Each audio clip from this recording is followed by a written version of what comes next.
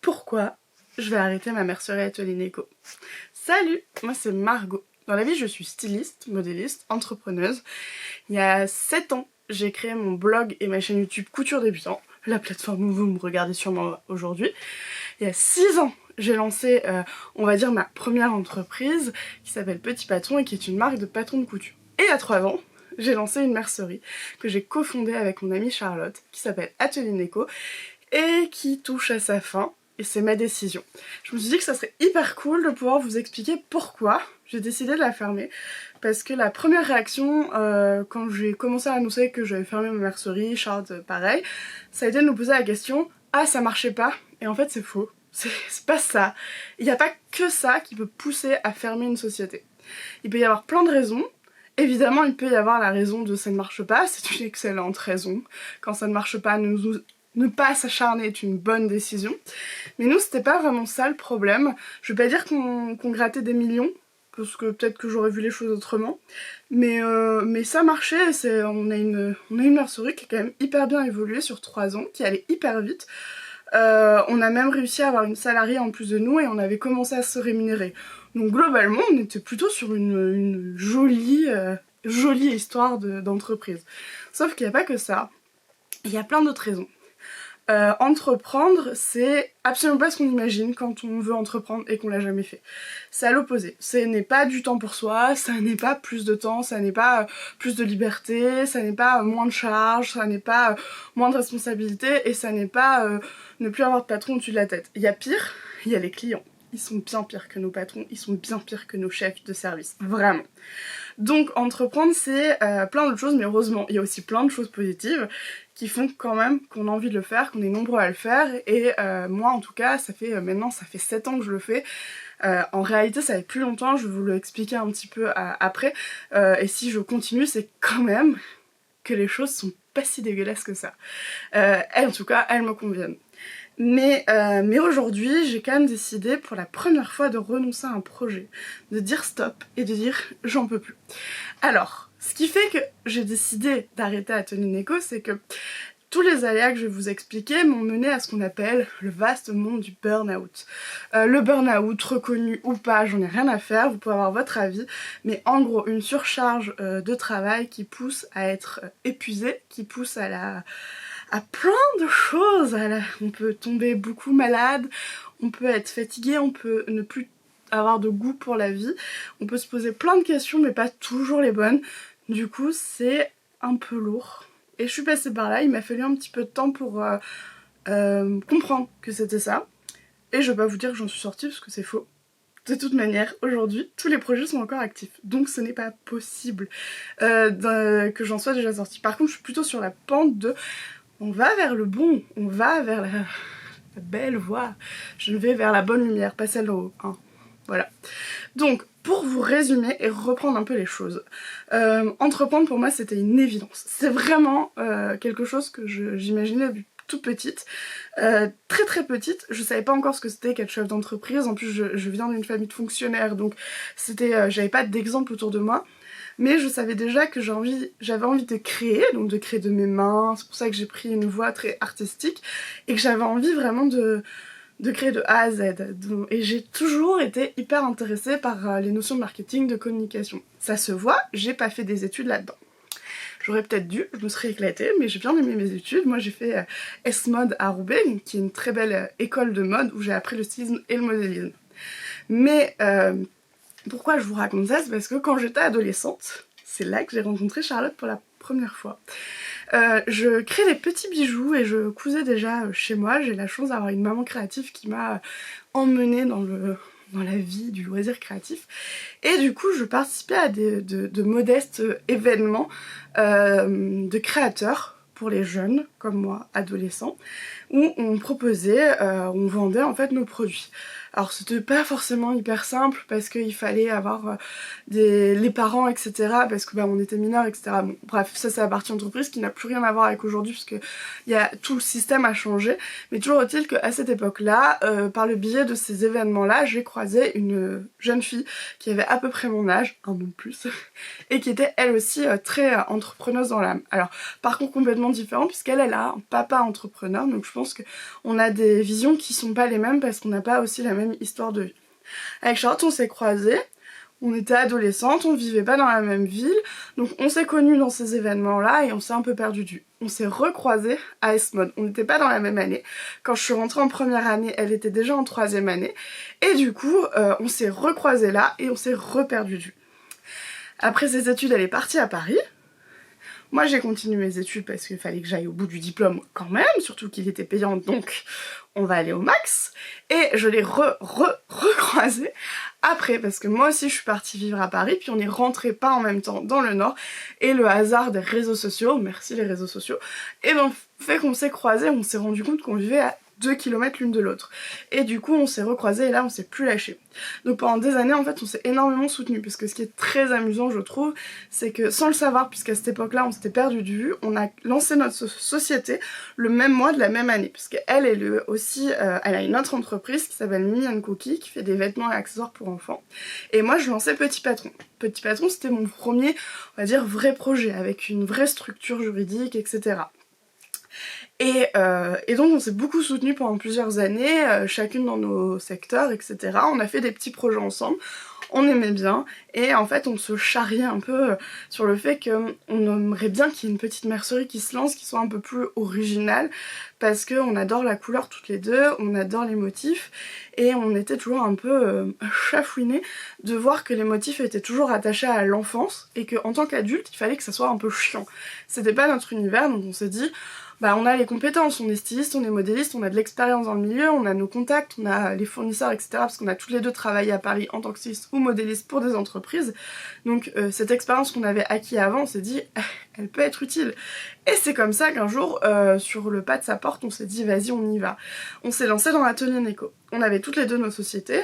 Donc moi j'avais Petit Patron et à l'époque j'avais déjà une salariée pour Petit Patron qui s'appelle Noémie. Vous la connaissez bien. Elle est toujours là aujourd'hui. Et je me suis dit, vas-y on y va, j'adore entreprendre, j'ai adoré lancer tous mes projets, j'ai adoré lancer Atelier Neko. Jusque là, tout va bien, tout est rose. Avec Charlotte, on est très complémentaires, on n'a pas les mêmes compétences, ce qui fait que très facilement on a su répartir les tâches de chacune. Parce qu'en fait, on a beau avoir la même formation, en fait, on va dire que nos compétences sont littéralement opposées, et du coup, ça a été assez facile de répartir un peu les tâches. Et donc, l'aventure a commencé, ça a été plutôt bien accueilli, vous nous avez soutenus, merci.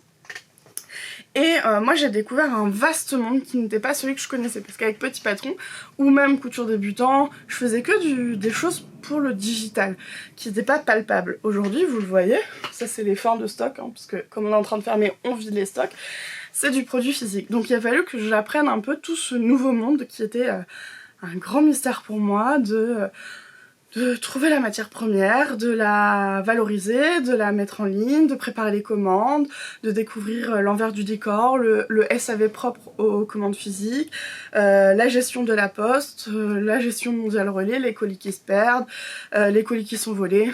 Oh bah non, moi je vois qu'il est livré, oh madame je peux rien faire, enfin, bref. J'ai dû découvrir tout ça, et ça a été assez accéléré parce que quand on a décidé de lancer Atelier Neko, Charlotte était enceinte, donc on savait déjà qu'il y aurait une période qui serait pas évidente, parce que elle allait accoucher et elle allait s'occuper de ce petit bébé. Et on a beau le savoir, on a beau se préparer, on se le prend dans la gueule quand même, parce que je pense que toutes les personnes qui regardent cette vidéo, qui se disent j'aimerais bien entreprendre, j'aimerais bien me lancer, essaient de s'imaginer les choses, posent des questions, enfin j'espère que vous posez des questions, c'est important, mais faut que je vous le dise, ça n'est rien comparé, enfin tout ce que vous imaginez, c'est ça de la réalité qui vous attend. Dans la réalité, ce qui est souvent totalement sous-estimé, et ça, Atelier Neko, je le savais puisque j'avais déjà expérience de petit patron, c'est qu'il y aura jamais personne pour vous aider. Parce que les gens qui savent faire votre métier, en général, c'est la concurrence. La concurrence n'a pas forcément envie de vous aider. Donc ça peut être assez indélicat d'aller voir bonjour, je veux faire comme toi, tu m'expliques. Non, globalement, vous allez vous prendre pas mal de claques, et moi je l'entends, honnêtement, je l'entends. Vous avez pas de supérieur, vous avez personne qui assure quand vous êtes en vacances, quand vous êtes malade, quand vous êtes fatigué, quand vous avez un aléa de la vie, il y a personne pour assurer. Et donc ces difficultés-là, elles sont lourdes. On parle beaucoup de la charge mentale familiale.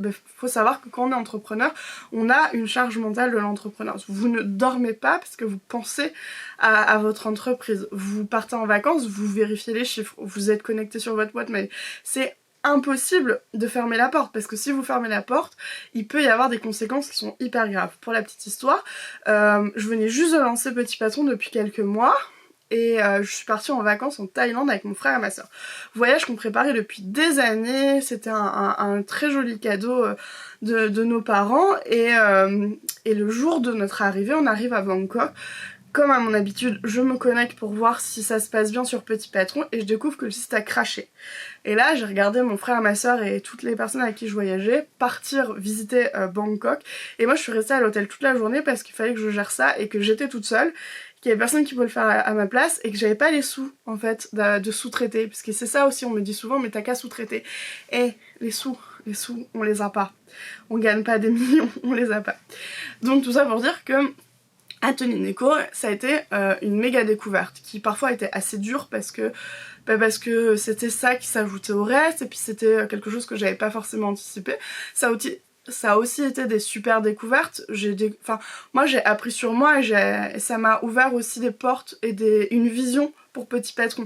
J'ai osé passer le cap du produit physique chez Petit Patron qui m'effrayait totalement et qui a été beaucoup plus facile parce que l'ayant fait avec Charlotte qui m'avait pris par la main pour Atelier Neko, ça m'a énormément rassurée. Donc il y a eu plein de choses ultra positives, d'autres négatives. Et dans les parties un peu, on va dire, que j'avais sous-estimées, c'était la charge de travail. Je pensais vraiment que j'y arriverais. Je pensais vraiment que j'allais pouvoir répartir mon temps de travail, surtout que Petit Patron se portait bien, on avait une salariée, bientôt deux, l'évolution était très positive, et je me disais vraiment, les filles elles sont formées, elles savent faire leur boulot, je veux vraiment pouvoir compter sur elles, et les filles je peux compter sur vous, vous êtes les meilleures, clairement. Mais en fait dans l'entreprise, ce qu'on ne peut jamais prévoir, c'est les aléas du monde qui vont impacter en fait vos projets. Globalement, quel que soit le secteur, quel que soit le produit, vous allez cartonner à un moment, vous allez descendre à un moment, peut-être que vous allez remonter, ou peut-être que vous allez juste vous péter la gueule. Et en fait, les crises, elles arrivent, elles peuvent être très différentes. Je vais en citer une que tout le monde connaît, qui s'appelle le Covid. Le Covid, il a été un petit peu violent sur le moment pour le secteur du loisir créatif, mais ça a été plutôt, ça va, très modéré, on n'a pas eu d'impact. Et comme énormément de secteurs, en fait, nous, on se le prend dans la gueule maintenant. C'est hyper violent. L'inflation, on n'a plus de thunes, toute la matière première a augmenté, le tissu a pris, je crois, le coton a pris 30%, le papier a pris quasiment 50%, et ce sont des choses qu'on utilise au quotidien, et les prix ont augmenté, les gens ont plus de sous, le carburant a augmenté. Et en fait, la crise, elle s'installe petit à petit, ce qui fait que pour Petit Patron, je pouvais pas ne plus être présente. J'avais absolument besoin d'être là, et c'est quelque chose que j'ai complètement sous-estimé. C'est ce qu'on appelle les erreurs de débutant que tout le monde fera le jour où il va entreprendre, et même si on a déjà créé une boîte, on refait des nouvelles erreurs. Et en fait cette erreur là, elle me paraît ultra importante à souligner, parce que ce que j'avais pas estimé, on va dire, et pris en compte, c'est que j'allais faire 2 temps pleins sur une seule et même semaine. En fait, dans ma répartition purement pratique au quotidien, techniquement parlant, je consacre mes lundis et mes jeudis à Atelier Neko, mes mardis et mes vendredis à Petit Patron, et le mercredi est censé être une journée couture débutant. C'est censé être un peu la journée cool. Nous sommes mercredi, je tourne cette vidéo. C'est le moment un peu relax. Dans les faits,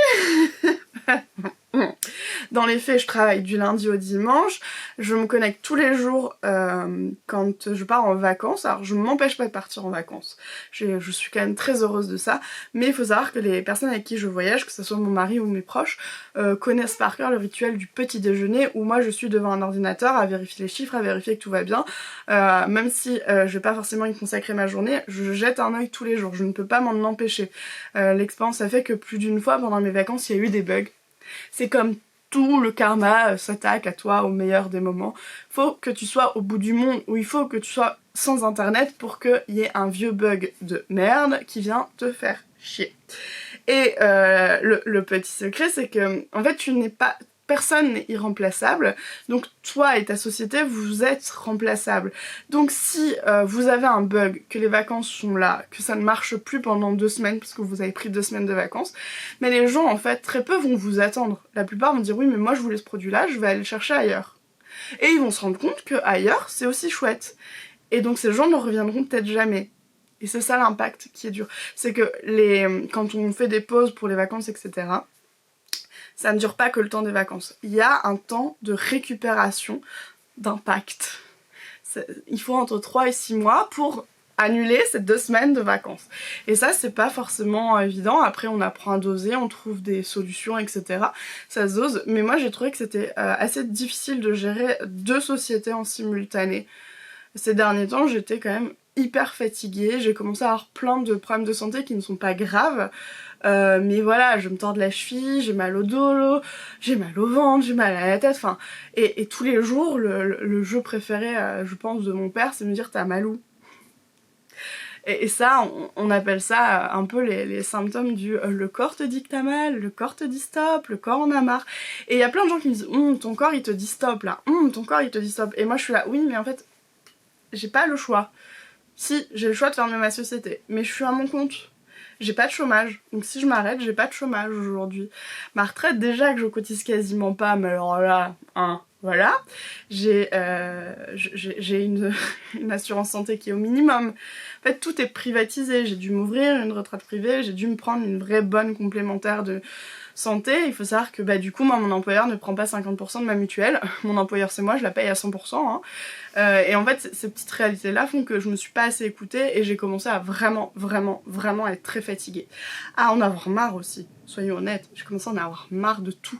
J'avais plus envie de bosser, j'avais plus envie de venir ici, j'en avais marre des gens, j'en avais marre des produits. Il y a des jours où j'ai envie de vomir le tissu, alors que c'est quand même à la base ma passion première. Et donc il m'a fallu beaucoup de temps pour prendre ma décision. Parce que entre les aléas j'estimais que c'était pas le moment vis-à-vis de mon associé, vis-à-vis de la société, vis-à-vis de plein de choses, et le courage aussi de se dire ok, peut-être que c'était pas la meilleure des choses à faire parce que ce projet il est chouette, mais je n'ai pas assez de temps et d'énergie à lui consacrer, du coup il n'est pas si chouette que ça. Ça c'est quand même s'avouer qu'on est en échec, et le français, il est mauvais à ce jeu-là. Il a peur de l'échec, il a peur d'être vu comme un échec géant, hein. Et donc il faut un peu travailler, il faut travailler sur soi, et il m'a fallu du temps. Et une fois que la décision était prise, il a fallu trouver du courage pour le dire à Charlotte, parce qu'en fait, comme je suis associée, je ne suis pas seule dans ce projet-là, et mes décisions l'impactent aussi énormément, et c'est pas forcément évident. Je pense que ça a plein d'avantages parce qu'on est 2 à affronter les galères, on est 2 à pouvoir sauter de joie quand il se passe quelque chose d'hyper positif, mais aussi quand il y a un moment où il y a une notion de scission, on est 2. Et il a fallu lui dire, trouver le courage de lui dire, parce que je savais que ça pouvait avoir un impact énorme. On en a discuté, et c'est vrai que quand on a lancé la mercerie, on s'était dit que, a priori, sans l'autre, on n'avait pas forcément envie de continuer. C'est un projet qu'on a fait naître ensemble, on a le sentiment qu'on sait le faire ensemble, et moi j'aurais été très heureuse si Charlotte me disait moi ok c'est bon, je reprends le projet à 100%, j'aurais été hyper heureuse pour elle et pour tous ceux qui aiment beaucoup Atelier Neko. Mais elle m'a dit tout de suite je le ferai pas toute seule, et je le comprends parce qu'elle aussi elle a une société, elle a une vie de famille, et je pense que récupérer toute la charge de travail c'était énorme, et du coup sa décision été très vite prise de dire ok bah moi je te suis et on arrête Atelier Neko. Ensuite il a fallu préparer l'arrêt, on s'est posé plein de questions, comment on le faisait, etc. Il fallait préparer ça, il fallait voir avec toutes les personnes avec qui on travaille au quotidien. Et on en vient à aujourd'hui. Aujourd'hui on est à quelques, on va dire jours, quelques petites semaines de la fermeture. On a décidé de vous le dire un petit peu en avance pour éviter que ça soit une énorme surprise. Moi j'avais envie un peu de vous l'expliquer. Alors je pourrais parler, je pense, 10 heures sur pourquoi, comment, les détails, les machins. Après rentrer dans le fond du fond, je sais pas si c'est ultra intéressant, mais j'avais aussi envie de vous expliquer en fait que non, on ne ferme pas forcément une mercerie, enfin son entreprise parce que ça ne marche pas. On peut aussi la fermer parce qu'on a un besoin de penser aussi à soi. Alors on peut se dire que le projet, peut-être qu'il n'était pas viable, je sais pas, je lis pas dans l'avenir. Pour nous ça se passait plutôt bien. On était vraiment contente de la progression. Après, c'était beaucoup. Et moi, c'est vrai que je sentais mon énergie, enfin je la sens toujours parce que pour le moment tous les projets sont actifs. Je tiendrai pas. Je tiendrai pas à avoir autant de projets. Et je me suis vraiment posé une question qui est très très simple. C'est que au prétexte d'aimer entreprendre, est-ce que je dois mettre entre parenthèses tout le reste ? C'est-à-dire ma vie, parce que ces derniers temps ma vie privée elle est un peu limitée au strict minimum. Ma phrase préférée c'est de dire désolée moi j'ai pas le temps, je viens pas, je travaille. Je vois souvent mon mari partir voir des amis et ne pas le suivre parce que j'ai du boulot. Je dois souvent refuser des choses parce que j'ai du boulot et que bah en fait si je le fais pas personne le fait donc ça posera problème. Et je me suis vraiment dit que à 20 ans j'avais l'énergie, j'avais l'envie, j'avais la vie qui se prêtait enfin énormément au fait de se donner à 3000% dans un projet. Aujourd'hui j'ai passé les 30 ans, ça y est, et je pense que j'ai aussi envie de vivre à côté. Je vous avoue, ça ne sera jamais le cas je pense, non ne jamais dire jamais mais ce n'est pas du tout dans les objectifs de vie, mais des fois j'envie les salariés. J'envie ce droit de faire des heures qui sont ultra limitées, de fermer la porte du bureau et de penser à sa vie privée et de partir en vacances en sachant qu'il y a des gens qui assurent. J'en rêve. Après je me rappelle aussi que j'adore être indépendante, j'adore faire tout ce que je veux quand je veux. J'adore prendre plein de décisions et c'est aussi ça l'entreprise, hein, c'est que tu prends beaucoup de décisions, faut aimer ça. Si vous êtes des personnes qui aiment bien qu'on les guide, laissez tomber, ça va être un enfer. Ça va être un enfer parce que tout le temps on va vous regarder. C'est toi qui prends la décision en fait, vas-y, prends-la, assume. Oui, j'écoute. Donc il y a plein de choses comme ça, j'adore aller au bout des projets et ne pas devoir les vendre à un supérieur qui pourrait me dire moi je sais pas si c'est une bonne idée. En fait je les négocie avec moi-même évidemment pour en tout cas pour Petit Patron maintenant qui continue, hein, Petit Patron ne s'arrête pas. Les filles donnent leur avis, on a aujourd'hui Noémie et Laurie. Alors Zoé qui est en alternance va arrêter son alternance parce qu'elle a fini en fait. Voilà, elle a obtenu son diplôme et donc on va se retrouver à 3 avec Laurie et Noémie et évidemment les décisions on les prend ensemble et c'est trop chouette, mais moi j'avoue j'adore, c'est que je peux aller au bout de mes idées. Alors des fois c'est des gros bides, hein. On en assume les conséquences et des fois ça marche alors que personne n'aurait forcément misé dessus et là je suis contente. Voilà. Et donc dans les mois à venir, je vais me reconcentrer sur Petit Patron, sur Couture Débutant. J'ai envie de revenir en vidéo. Ça me manque énormément de ne plus être sur YouTube. Je vais aussi me consacrer enfin à l'écriture de ce livre. Merci Agathe pour ta patience. Merci. Parce que je suis très très lente sur l'écriture de ce livre. Mais je crois qu'il aurait presque dû sortir hein, normalement là et voilà j'en suis loin, mais l'arrêt de Neko va pouvoir me permettre de mieux me concentrer sur les projets, de mieux faire les choses, parce qu'il y avait une énorme frustration de tout le temps avoir l'impression de ne pas aller au bout des projets parce qu'il y en a plein derrière, parce qu'il y a plein de projets, il y a plein de travail et puis en plus on sous-estime beaucoup aussi tout ce qui ne se voit pas mais qui prend du temps. Par exemple chez Atelier Neko, je dirais que 70% de notre temps de travail c'est préparer les commandes. C'est pas chercher des nouveaux tissus, chercher des idées, créer des bots, créer des projets. Non, c'est préparer des commandes, c'est-à-dire couper le tissu, le mettre dans un carton, emballer le carton, remplir le bon de commande et aller le déposer là où il faut le déposer. Et du coup, ce temps que je vais regagner, j'espère pouvoir le remettre dans les autres projets. dont le livre, dont Couture débutante, dont les tutos et dont le nouveau Petit Patron qui arrive. Alors je dis nouveau parce qu'on a envie de faire évoluer un peu le projet et donc maintenant qu'on va avoir un peu plus de temps parce qu'on revient au temps que j'avais avant, on va pouvoir se consacrer à ça. Du coup, si je résume, Atelier Neko, c'était une très très belle aventure qui se finit finalement sans larmes. Moi je vous avoue que je suis presque impatiente parce que mon deuil je l'ai fait il y a quelques mois. Vous le saviez pas encore parce qu'on ne pouvait pas encore l'annoncer, il fallait qu'on mette à jour tout ce qu'il fallait, il fallait vraiment tout préparer proprement. Mais du coup moi c'est vrai que le deuil est fait, même s'il y a plein de choses qui vont me manquer, même si le rythme va changer dans ma vie, etc. C'est une aventure que j'ai trouvée ultra riche en apprentissage, en découverte, ultra fatigante mais aussi ultra épanouissante forcément. C'était une vraie aventure que je ne regrette pas, mais maintenant, voilà. Je lui dis au revoir. Cette pièce va être consacrée aux vidéos couture débutant. Et si jamais ça vous dit, voilà, ce qui reste est à peu près derrière moi, hein. Pas grand chose mais il reste des choses. Donc on a mis le site entre moins 50 et moins 70%. Plutôt cool, il y a des bonnes affaires à faire. Alors normalement on va le fermer à peu près autour du 20 août. Le site sera fermé, comme ça nous laissera le temps d'expédier les dernières commandes puisque le 31 août c'est définitif. Atelier Neko ne sera plus de ce monde. Mais c'est pas grave, c'est tout ce que je voulais vous dire. Rien n'est grave dans la vie. Il faut juste être en accord avec ce qu'on ressent et savoir prendre des décisions quand c'est le bon moment pour se sentir bien aussi. Et arrêter une entreprise n'est pas un échec, loin de là. Et ça c'est une idée qu'il faut faire circuler. On peut des fois se louper et on peut aussi faire des choix qui sont finalement ça ne me convenait pas. Et c'est la leçon qu'on va retenir aujourd'hui. Je vous dis à très bientôt, je sais pas quand, mais à très bientôt.